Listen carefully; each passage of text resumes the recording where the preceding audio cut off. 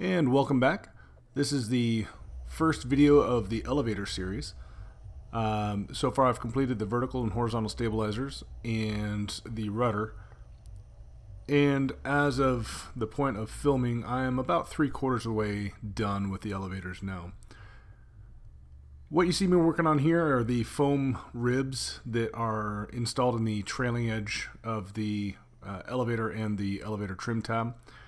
They come in blocks, and you cut out a piece of the drawings out of the instructions there, and you glue them to the foam, and then you basically do a rough cut to get the ribs out, and then you sand the ribs down to their final size along the lines of the drawing that you've cut out of the instructions. It's a little bit tedious. Obviously it's not difficult, but it's just a matter of making sure you don't cut too deeply.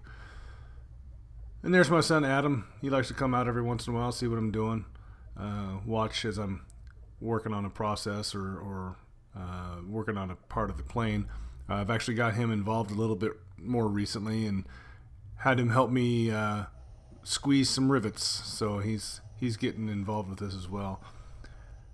My goal is to have my children be a part of the build, so that way when it's done they can have a little ownership of it as well. And so it's just a matter of getting them involved, but also letting go of the build myself to get them involved. So I'm going to try to get them in here and into the shop more often, and see if I can get them to help drill and rivet and get involved in the process. So anyway, as you're going through these foam pieces, like I said, you do a rough cut just to get the general shape. You don't want to obviously cut inside of the line, because then the rib becomes useless. So you cut it close and then sand it down to the final shape. And that's what you see me doing here. And eventually you're going to use Pro Seal on all of these ribs to attach them to the trailing edge, and that's the part where I'm working up to. The instructions have you Pro Seal the trim tab pieces in, and then several pages later you get to the trailing edge of the main body of elevators. I'm kind of skipping around so that I do all of that at once. Pro Seal only lasts about a half hour to an hour and a half, depending on which version you get, I guess.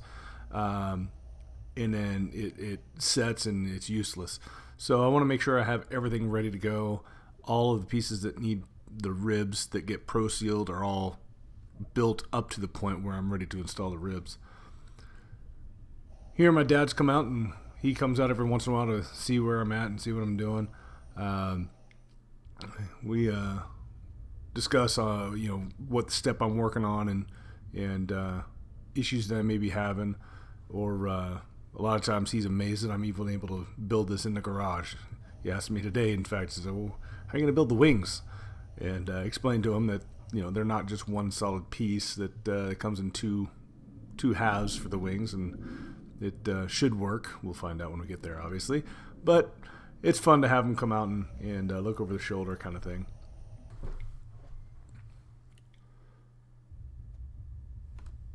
So now I'm going to start working on getting the skins prepped. There's a couple pieces that you have to trim, such as here on the trim tab itself. Both the upper and the top and bottom skin for the trim tab, they have a flange at each end, and it's just a squared off where they bent the piece when they formed it. And you have to make it an angle to a taper. So the instructions have there are 2 notches that are cut out, and you draw a line from notch to notch. And you do that on all 4 angled pieces, 2 per, 2 for the upper and 2 for the lower. And then I found that I was going to try to use the bandsaw initially, but just didn't seem like that would be the easiest way to go. So I ended up getting the snips, and I have the both the left and right cut snips as well as the center cut snips. And I can never remember which color is which. So I've still got my original rudder skin, the one that I'd messed up. And so I took my snips to that and kind of practiced to see which way it cut and figure out which one I want. So that's, now I'm trimming those off and then dressing them up with the grinder. Now it's my wife that just came in. I've told her that I need more pictures. These videos are fine and all, but I want to have, you know, some kind of keepsake. And so I've been begging her to come out and take pictures of basically me in action, you know, some action shots, so to say. Things that I can put in an album later on and say, hey, this was my build process. So hopefully I can convince her to do that a little more often. And again, hopefully get her involved in the build a little more often. So here I've working on the left elevator upper and lower skins. Just on the inside there's a tab that you have to bend in toward the inside of the skin.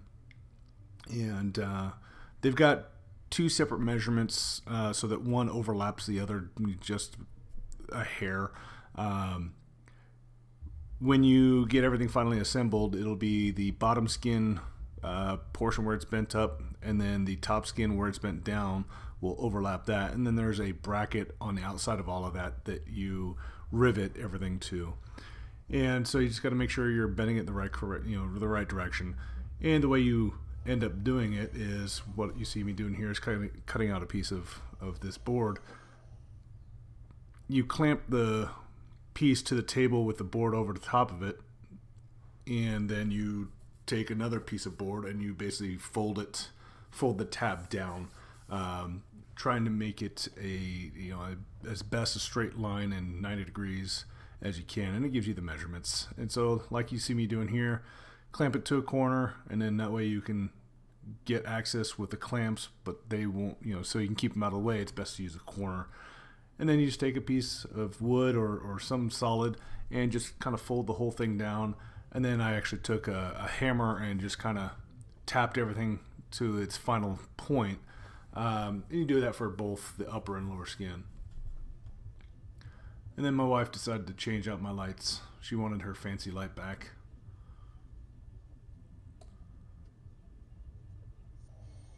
So as I said here, basically just take a piece of wood, fold it over like you see me doing here, and then, like I said, I actually took the rivet gun just to kind of final press everything into place, and it turned out pretty well. Like I said, you want to make sure that you take the measurements as best you can. I don't think they have to be exact, but as close as you can to the measurements that it calls out, so that way when you go to lay the skins over each other, the top skin piece will sit outside of the bottom skin tab, and everything will fit correctly. I think when I finally assembled the elevators, I actually had to kind of manipulate the top skin a little bit and massage it out so that it would actually sit over the top of the lower skin tab and sit in there correctly. But it was close enough that it wasn't that big of a deal.